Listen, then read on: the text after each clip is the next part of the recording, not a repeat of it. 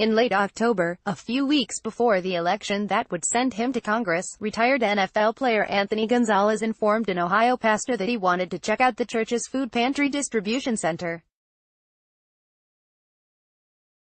A former wide receiver for Ohio State University and the Indianapolis Colts, Gonzalez stopped by the Wooster Hope Center on a Wednesday afternoon, put on a sweatshirt, and hauled food for 2 hours to the cars and trucks of the working poor. Richard Frazier, a non-denominational pastor who's been running the food pantry for about 7 years, saw something different in Gonzalez. First, he wasn't there to just shake hands and do a photo op, Frazier says. He worked alongside our volunteers and acted like he was one of them. In fact, he didn't even call up any media to say he was going to be there. I had to call the local paper to come by because I thought it might help us get more donations. You couldn't even tell, unless he told you, he was running for Congress, Frazier continues. He repeated that he was there to learn about what we do and how we operate. And that maybe he could be helpful to us in the future. He never mentioned anything about Republicans or Democrats, Frazier adds. I never felt like he was trying to sell me something. He seemed very much compassionate and down to earth.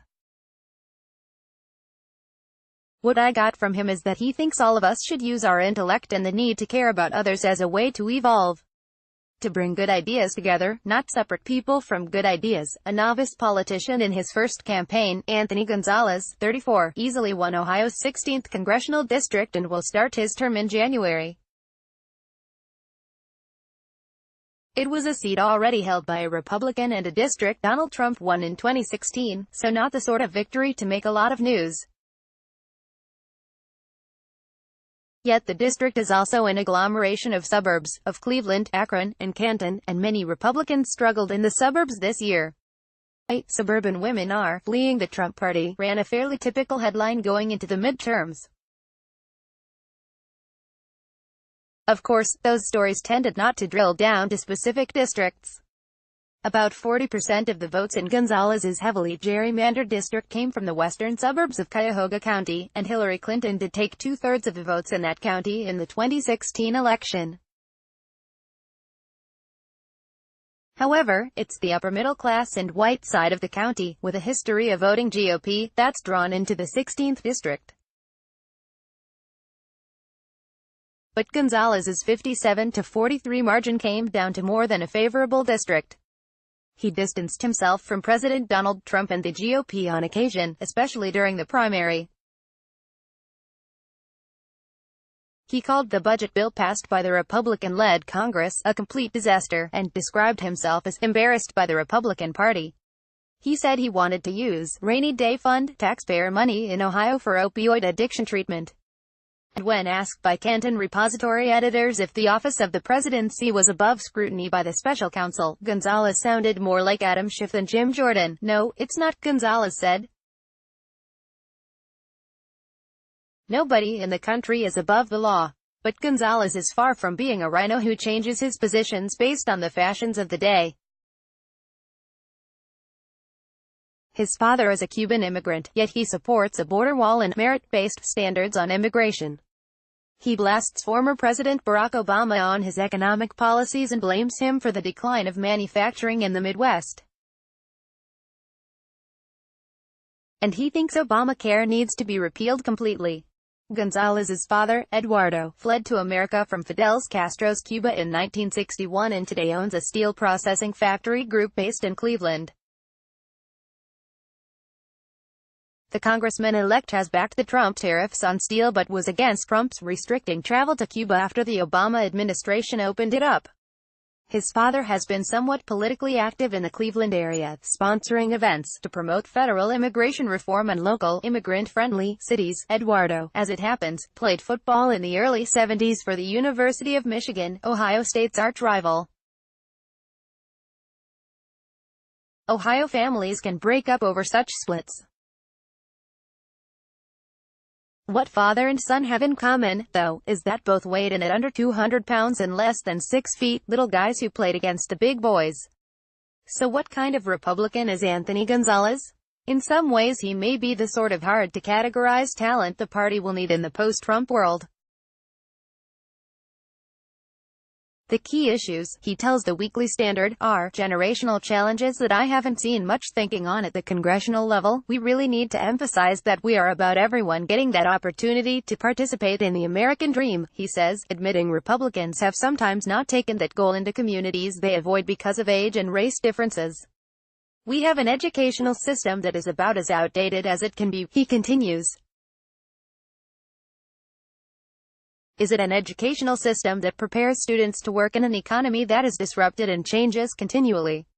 Of course not. What we really need to do in this country is to find a way to come together, and even though we might sometimes disagree, we need to never let that move into hate. Unless we heal that cultural divide, we won't get anywhere near the policy decisions. The reason Gonzalez ran for Congress has less to do with healing cultural divides and more to do with a sudden opportunity presenting itself. He was born and raised in Cleveland, graduated from Ohio State with a degree in philosophy in 2007, was an academic All-American, and then was drafted in the first round by the Colts. He played well his first few years, but knee injuries put him out of action more often than not, and he retired in 2012. He decided to get an MBA at Stanford and began working as the chief operating officer for an educational technology development company in San Francisco. The political door opened when Rep. Jim Renacci, who had held the 16th district seat for 4 terms starting in 2010, announced in January he was running for the Ohio Senate seat held by Democrat Sherrod Brown. Renacci lost to Brown, but his Senate bid opened up the House seat. Gonzalez, never previously mentioned as a possible candidate, saw a unique opportunity, where the stars started to align. He was recently married, and his wife was pregnant with their first child. So they moved back to the Cleveland area and took up residence in the open district. From the beginning, Gonzalez seemed to know how the political campaign game was played, even though he had no experience with it. His opponent in the Republican primary was Christina Hagan, 29, an Ohio House representative whose family has a long history in Ohio politics. She got the endorsement of Freedom Caucus members Jim Jordan and Mark Meadows, as well as backing from Steve Bannon acolyte Sebastian Gorka and short-term White House Communications Director Anthony Scaramucci. That front and center, pro-Trump message ended up hurting her more than it helped, and it also opened up an opportunity for Gonzalez. He could create a contrast by pursuing the endorsements of suburban mayors, middle-of-the-road GOP state legislators, and Main Street business leaders. The Trump-praising Hagan did well in the district's outlying rural areas but not so well in the more populous suburbs. Gonzalez won the May primary 53-41.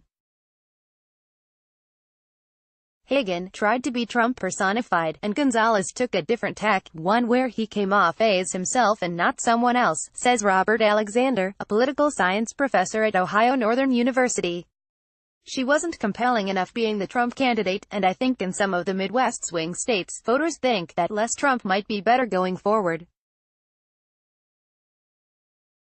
Anthony Gonzalez seems to have figured that part out, and that part is pretty basic politics. People in this area are not very concerned about Russian collusion or journalists being killed or tweets about the media, says North Canton Mayor David Held, who backed Gonzalez. They think about having their toilets flushing properly and streets plowed of snow, safety and security, good jobs. Sometimes the East Coast media thinks we are stupid for thinking that way. We aren't. Gonzalez understood that. Gonzalez didn't pop off against Trump, he mostly just kept quiet about the president. That tactic appeared to open the fundraising doors, bringing $1.8 million into his campaign, about 5 times as much as his 2 opponents. It was enough to crush both Hagan in the primary and Democrat Susan Moran Palmer in the general election. Of course, Gonzalez had one undeniable asset not available to most candidates, his fame as a former pro athlete and Buckeye star. Name recognition matters in the voting booth, and Ohio State fans still talk about the catch Gonzalez is leaping. Less than a minute left in the game reception in a victory over Michigan in 2005. In most of his ads, he appeared either in scarlet and gray football uniforms or in a factory hard hat. Both of those play well in Ohio. Will Gonzalez use his sports background as a way to move Congress on his generational policy issues? It is hard to see him doing so, as he does not seem to play up his short pro football career as his calling card in life. In the past, ex-athletes like Jack Kemp and Bill Bradley made a huge splash with their sports fame, using it to open doors and entertain presidential aspirations. But most ex-jocks, think Dave Bing, Steve Largent, Jim Ryan, Heath Schuler, Jim Bunning, have had relatively nondescript political careers. Gonzalez's sports fame might even have become a political liability had he not deftly sidestepped the great NFL controversy of the year. When President Trump railed against NFL players who kneeled during the national anthem and said team owners should fire them, Gonzalez quietly posted a message on his Facebook page that said hearing the national anthem at games made him realize how lucky I am to be an American, endowed with all the freedoms that she gives us. When Trump insulted then Cleveland Cavaliers star LeBron James on Twitter for making political comments, and Fox News host Laura Ingraham told James and other athletes to keep the political comments to yourselves. Shut up and dribble, the sports world, athletes, reporters, and many team owners, was up in arms. Gonzalez had nothing to say. This deft political touch would be impressive in a veteran candidate. Along with his astute assessment of the lay of the land in the 2018 midterms, it shows that Gonzalez has real skills for his new game. The political media intelligentsia kept talking about a blue wave, but they didn't quite get the geography of how the wave would break. It crested impressively on the coasts but dwindled as it moved inland.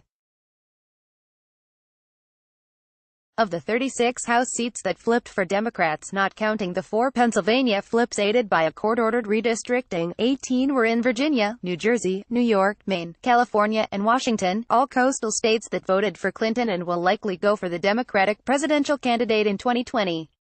In the Midwestern states that will be in play and critical in the 2020 presidential election, Ohio, Wisconsin, and Michigan, notably, the wave is harder to detect. In Ohio and Wisconsin, there were no party changes in any House districts. In Michigan, 2 House seats, out of 14, changed from Republican to Democrat, but both were in the Detroit area and one was because of retirement. At this point, Gonzalez's election may mean only that he was an attractive candidate who ran a smart campaign. He denies he went against Trump in any way. He based his campaign plan on who the opponent was. Others, though, may see in his Loki example, neither running away from nor toward Trump, a way for millennial Republicans to run and win in the suburbs.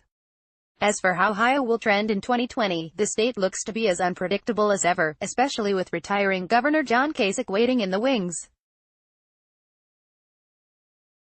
If you see a poll right now about how the 2020 presidential race will be going in Ohio and the rest of the country, you should just look at it and laugh, says Barbara Palmer, professor of political science at Baldwin Wallace University and director of the school's Center for Women in Politics of Ohio. She thinks it's still a bellwether state, though that could be changing.